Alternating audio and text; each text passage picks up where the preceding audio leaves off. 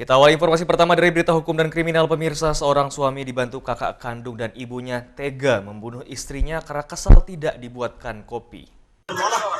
Pembunuhan sadis menggemparkan warga Dusukomak, Desa Lantan, Batu Kliang Utara, Lombok Tengah. Seorang istri tewas dibunuh suami, mertua, dan kakak ipar.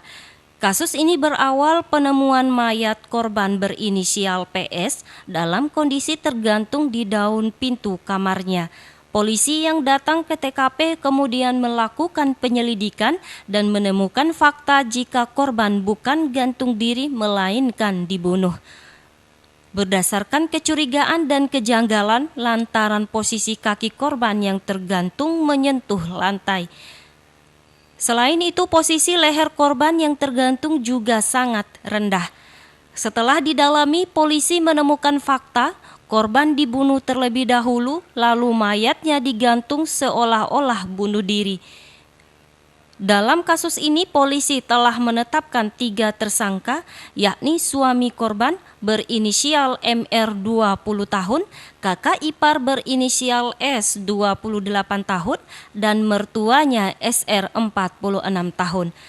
Kasat Reskrim Polres Lombok Tengah mengatakan saat diinterogasi, tersangka MR mengakui telah membunuh istrinya. Motifnya lantaran kesal terhadap korban yang tidak pernah menuruti kemauannya dan ibunya. Kemudian MR bersama ibu dan kakak kandungnya merencanakan pembunuhan.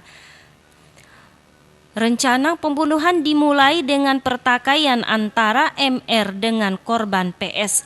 Awalnya MR meminta dibuatkan kopi, namun ditolak istrinya.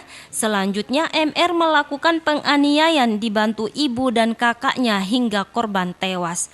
Untuk menutupi perbuatan jahatnya, para pelaku menggantung tubuh korban di daun pintu kamar dengan tujuan seolah-olah korban gantung diri. Setelah mengambil tali nilon berwarna biru dan diberikan kepada pelaku MR melakukan jeratan ke leher korban sehingga korban kehilangan nyawanya. Setelah selesai dan dipastikan korban kehilangan nyawa, mereka bersama-sama untuk membuat seakan-akan korban gantung diri.